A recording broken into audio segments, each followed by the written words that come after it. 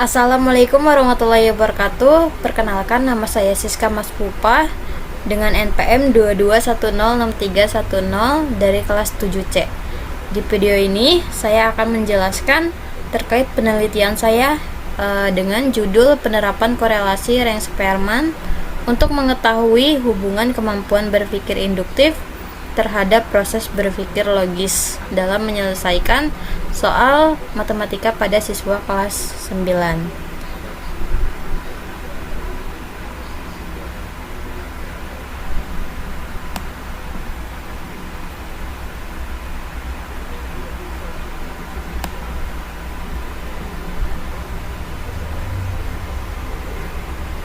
Oke, latar belakang dari judul ini yaitu menurut Permendikbud nomor 58 tahun 2014, matematika itu penting karena membentuk kemampuan berpikir logis dan analitis. Nah, tapi kenyataannya masih banyak siswa kesulitan memahami konsep karena lebih sering mengandalkan rumus cepat. Nah, padahal pemahaman konsep sangat dipengaruhi oleh penalaran, terutama kemampuan berpikir induktif, yaitu kemampuan menemukan pola dan menarik kesimpulan umum dari informasi tertentu. Kemudian hasil penelitian sebelumnya juga menunjukkan bahwa kemampuan ini masih rendah. Misalnya penelitian yang dilakukan oleh Cahya tahun 2020 menemukan bahwa penalaran matematis siswa baru mencapai sekitar 49%. Penelitian lain juga yang dilakukan oleh Mulyana dan Hakim menunjukkan siswa masih kesulitan menarik kesimpulan dari pola yang mereka temukan. Nah, tapi di sisi lain, menyelesaikan soal matematika memerlukan berpikir logis, yaitu kemampuan menghubungkan informasi secara runtut. Siswa dengan kemampuan berpikir logis yang baik biasanya lebih terarah dalam mengklasifikasikan informasi, terus membandingkan data dan menentukan strategi penyelesaian soal matematika. Nah, jadi kemampuan berpikir induktif dan logis itu saling berkaitan. Induktif membantu siswa menemukan pola awal, sedangkan logis membuat kesimpulan yang mereka hasilkan lebih tepat dan dapat dipertanggungjawabkan jawabannya. Nah, karena itu penelitian ini menggunakan korelasi Reng-Sperman untuk melihat apakah kedua kemampuan tersebut memiliki hubungan pada siswa di kelas 9. Kemudian tujuan dari penelitian ini yaitu untuk mengetahui ada atau tidaknya hubungan dari kedua variabel tersebut dan besar kontribusi antar kedua variabel tersebut, yaitu kemampuan berpikir induktif dan proses berpikir logis pada siswa kelas 9 dalam menyelesaikan soal matematika.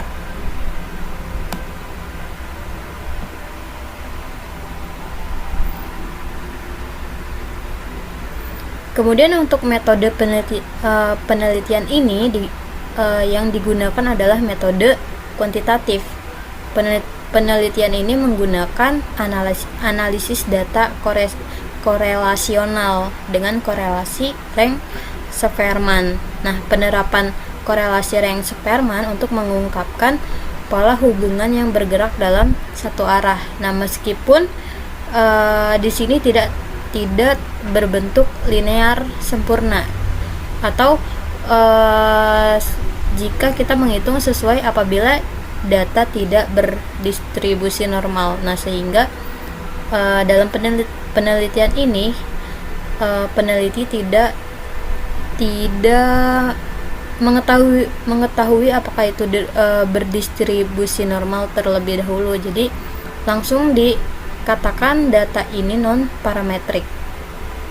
Kemudian pengambilan sampel dilakukan dengan teknik purposive sampling. Nah, sehingga populasi penelitian ini adalah 33 siswa dari salah satu kelas 9. Nah, teknik purposive sampling ini berdasarkan kriteria yang telah ditentukan terkait tujuan penelitian. Nah, kriteria tersebut ditentukan berdasarkan rekomendasi dari guru mata pelajaran matematika di sekolah tersebut. Nah, kemudian siswa yang sudah memahami materi pada instrumen tes dan mampu berkomunikasi dengan baik. Kemudian skala pengukuran yang digunakan pada instrumen tes ini adalah skala rasio. Nah, teknik pengumpulan data dilakukan dengan memberikan instrumen tes 3 soal pola bilangan untuk berpikir induktif, untuk mengukur kemampuan berpikir induktif, dan 3 soal sistem persamaan 2 variabel untuk mengukur atau menilai proses berpikir logisnya. Nah, sumber data yang digunakan dalam penelitian ini adalah data primer. Nah, data primer tersebut diperoleh dari hasil tes siswa. Kemudian hasil tes siswa itu peneliti menghitung skor hasil tesnya dengan hitungan rumusnya pada di layar, yaitu dengan nilai yang mereka peroleh itu sama dengan skor yang diperoleh siswa dibagi dengan skor maksimum dikali 100. Nah, selanjutnya untuk mengukur tingkat hubungan antar variabel dihitung menggunakan rumus koefisien korelasi Rank-Spearman. Dapat dilihat rumusnya yaitu seperti yang di layar.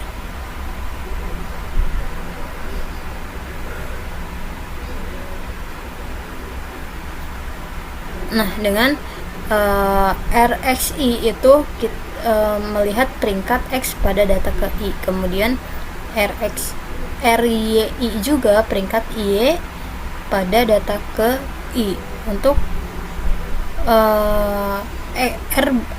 R bar X itu rata-rata peringkat X, terus R bar Y itu rata-rata peringkat Y. Kemudian untuk SRX RY itu jumlah dari hasil kali selisih peringkat X dan selisih peringkat Y untuk setiap pasangan data.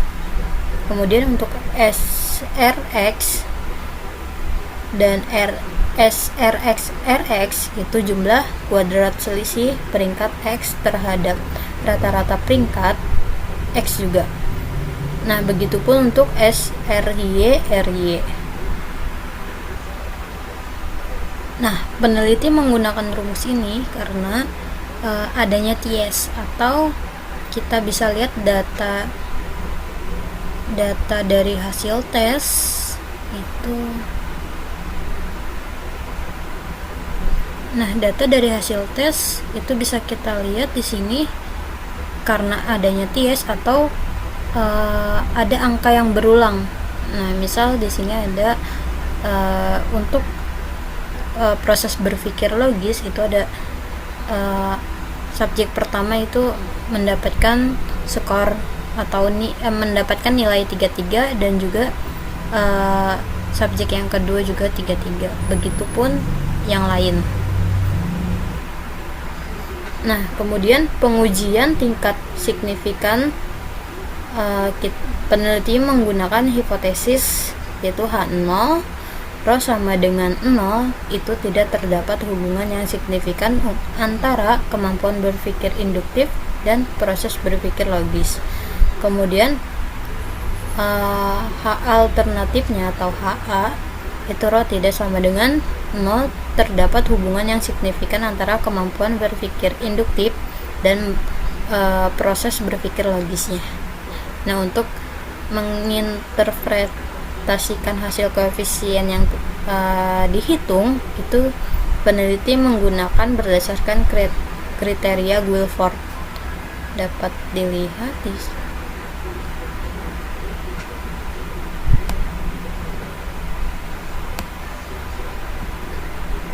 dapat lihat di sini dari 0 ke 0,20 itu hubungannya lemah, terus dari lebih dari 0,20 sampai 0,40 itu hubungannya rendah, atau yang 0,0 sampai 0,20 itu lemah atau sangat rendah.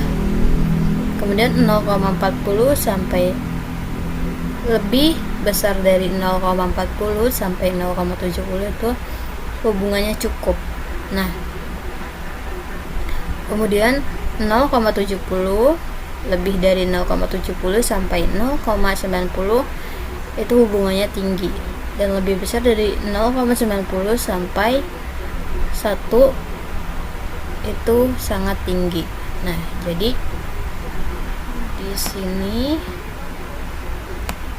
di sini jika nilai korelasinya itu bertanda positif, artinya hubungan antara kedua variabel tersebut itu bersifat searah. Jadi ketika misal berpikir induktifnya meningkat, maka proses berpikir logisnya itu juga meningkat, atau sebaliknya. Nah, sedangkan jika nilai korelasi bertanda negatif, artinya hubungan antara kedua variabel bersifat berlawanan arah. Misalnya ketika berpikir induktifnya meningkat, maka lawan arahnya berarti proses berpikir logisnya itu menurun.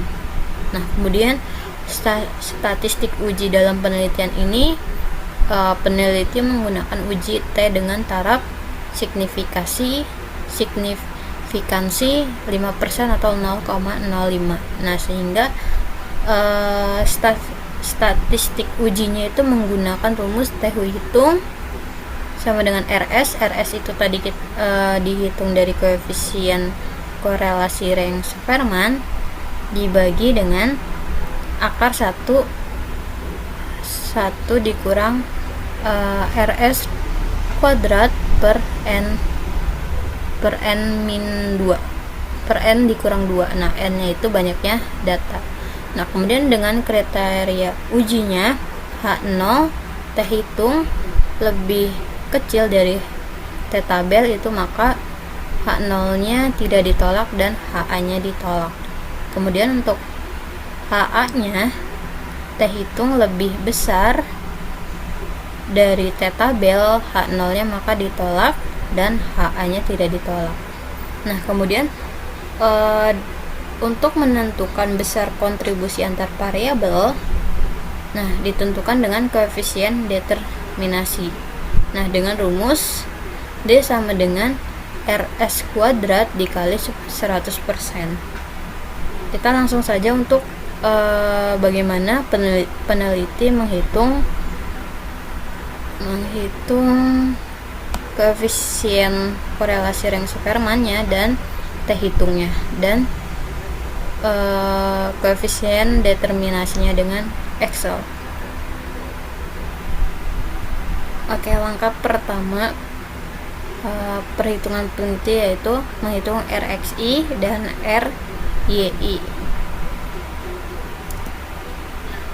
yaitu dengan rank average dari data ke I atau data pertama dari X, dari variabel X dengan seluruh variabel X. Begitupun untuk RYI-nya, berarti RYI untuk variabel Y.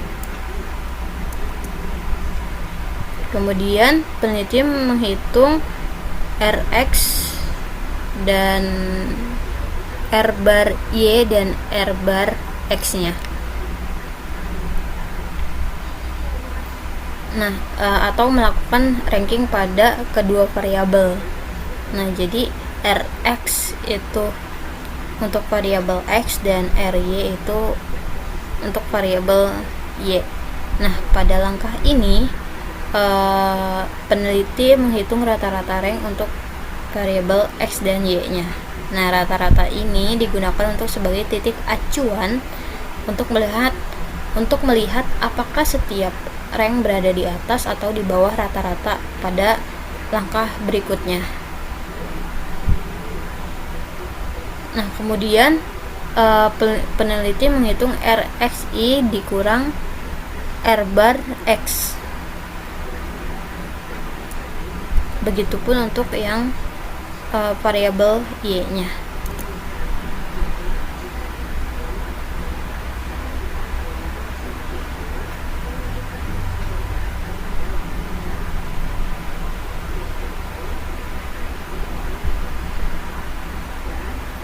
Nah, perhitungan ini tuh peneliti menghitung deviasi rank, yaitu selisih antara rank variabel X seorang siswa dengan rata-rata rank variabel X, begitupun dengan rata-rata Y. Nah, nilai ini menunjukkan apakah posisi rank siswa berada di atas atau di bawah rata-rata, serta seberapa jauh jaraknya. Nah, kemudian peneliti mengalihkan deviasi rank X dan rank Y. Nah, nilai ini menunjukkan apakah kedua variabel bergerak searah atau berlawanan. Nah, jika hasilnya positif, itu berarti keduanya naik atau turun bersama. Nah, jika negatif berarti bergerak berlawanan. Nah, total dari perhitungan ini itu untuk SRX RY. Nah, kemudian pada langkah berikutnya itu deviasi tiap rank peneliti kuadratkan.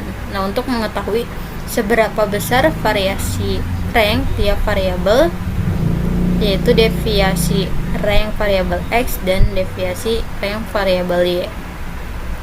Atau perhitungan untuk Excel-nya itu tinggal dari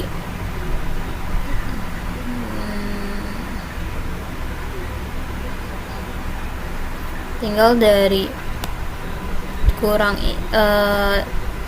yang RXI dikurang R bar X dikurang RYI dikurang R bar X. Nah, kemudian untuk yang kuadrat berarti ini kita kuadratkan juga, ini kita kuadratkan juga.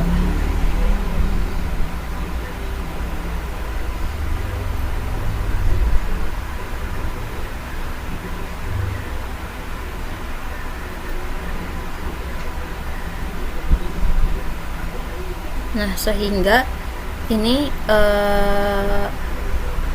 yang dikalikan dari hasil ini kita totalkan, dan juga kalau yang kuadratkan juga kita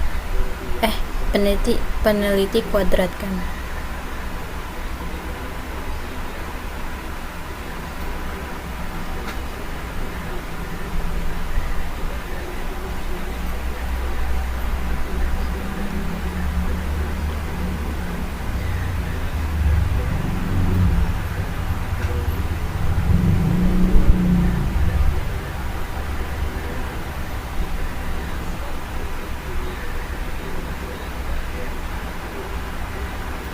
Nah, untuk total ini, total dari RXI dikurang R bar X kuadrat itu untuk SRX RX. Kemudian juga untuk yang variabel Y nya RYI dikurang R bar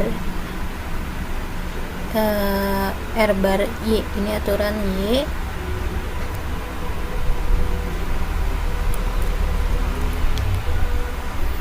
R bar Y kita kuadratkan,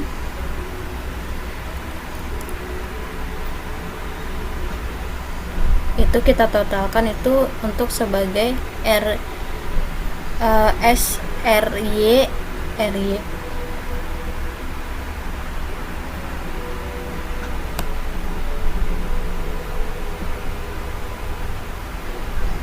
Kemudian kalau kita sudah menghitung total dari ini, itu peneliti selanjutnya menghitung koefisien korelasi rem spermanya atau RS-nya. Nah, dengan rumus yang tadi sudah dijelaskan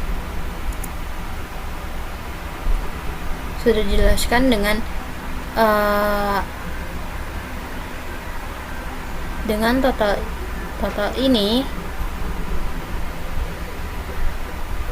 dibagi akar dari total yang ini dikali total ini. Nah, sehingga didapat 0,3862. Nah, kemudian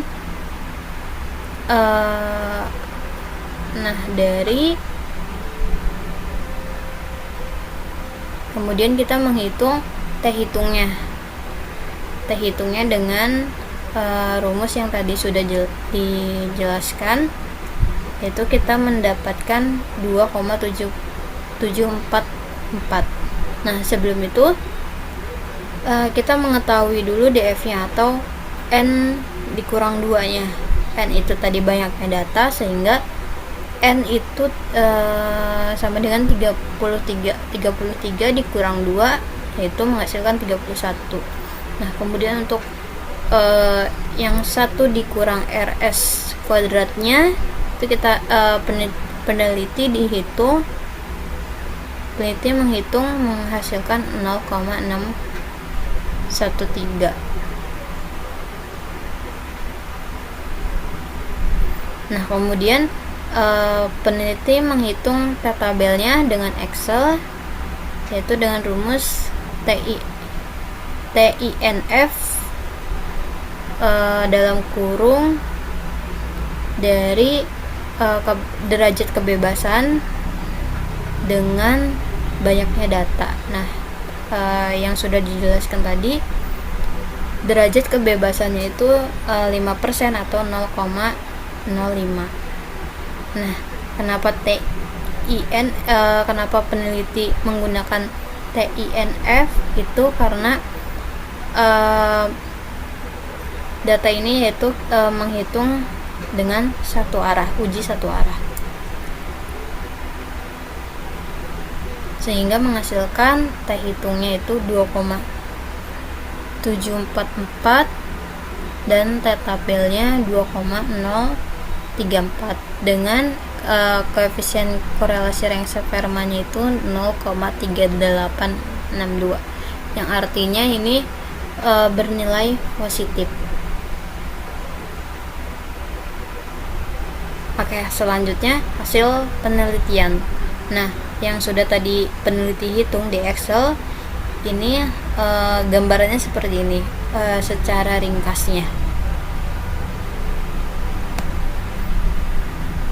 Nah, selanjutnya sehingga diperoleh hasil bahwa korelasi antar variabel kemampuan berpikir induktif dan berpikir logis menunjukkan nilai positif sebesar 0,386.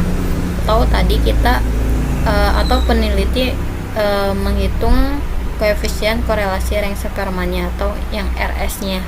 Nah, hal ini dikasihkan adanya hubungan searah sesuai yang tadi di metode. Nah, di mana peningkatan dalam kemampuan berpikir induktif akan diikuti dengan peningkatan dalam proses berpikir logis dan sebaliknya. Nah, berdasarkan interpretasi yang tadi tabel sesuai Guilford, nah nilai koefisien korelasi yang diperoleh menunjukkan adanya hubungan yang rendah. Nah, selanjutnya hasil perhitungan nilai T tabel sebesar 2,034 dan nilai T hitung sebesar 2,744. Nah, karena hasil menunjukkan bahwa T tabel lebih besar dari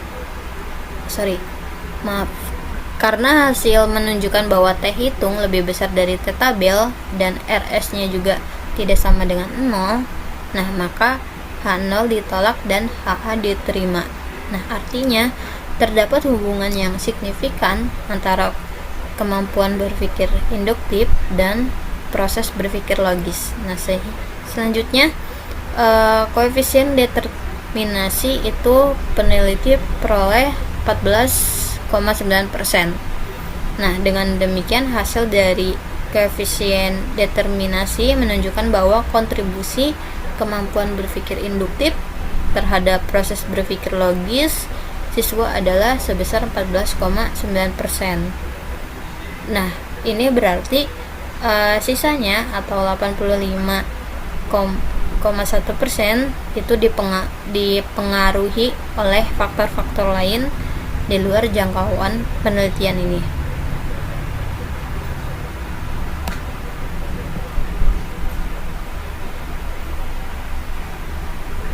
Nah, sehingga kesimpulan dari penelitian ini berdasarkan hasil pengolahan data menunjukkan adanya hubungan yang searah. Artinya jika terdapat peningkatan kemampuan berpikir induktif, maka meningkat pula proses berpikir logisnya. Nah, nilai signifikansi yang diperoleh didapatkan menunjukkan adanya hubungan yang signifikan antara kedua variabel tersebut. Namun tingkat hubungan tersebut tergolong rendah. Nah, selain itu besar kontribusi dari kemampuan berpikir induktif terhadap proses berpikir logis, yaitu sebesar 14,9%, sedangkan sisanya 85,1% itu dipengaruhi oleh faktor lain. Nah, hal ini menunjukkan bahwa proses berpikir logis siswa masih sedikit dipengaruhi oleh kemampuan berpikir induktifnya yang dimiliki siswa. Nah, akibatnya dari kondisi tersebut siswa cenderung kurang mampu menarik kesimpulan yang tepat, kurang teliti dalam menghubungkan pola dengan konsep, serta lebih mudah melakukan kesalahan penalaran ketika dihadapkan pada situasi yang membutuhkan analisis logis. Nah, hal ini juga sejalan dengan temuan Sari dan Putra bahwa ketika kemampuan induktif siswa lemah, maka proses pembentukan generalisasi identifikasi hubungan antar data dan proses inferensi menjadi tidak akurat. Nah, dengan demikian dapat disimpulkan bahwa siswa belum mampu memanfaatkan sepenuhnya pola atau data yang mereka amati untuk menghasilkan keputusan logis. Nah, untuk sarannya, untuk guru dan pihak sekolah disarankan memperkuat kegiatan belajar atau pembelajaran berbasis penalaran seperti latihan, mengidentifikasi pola, diskusi analitis, dan pemecahan masalah kontekstual. Nah, agar kemampuan berpikir induktif dan logis siswa itu dapat berkembang lebih optimal. Oke, untuk daftar pustakanya dapat dilihat di layar. Oke, sekian pemaparan hasil penelitian pada video ini. Terima kasih sudah menyimak dan semoga bermanfaat. Wassalamualaikum warahmatullahi wabarakatuh.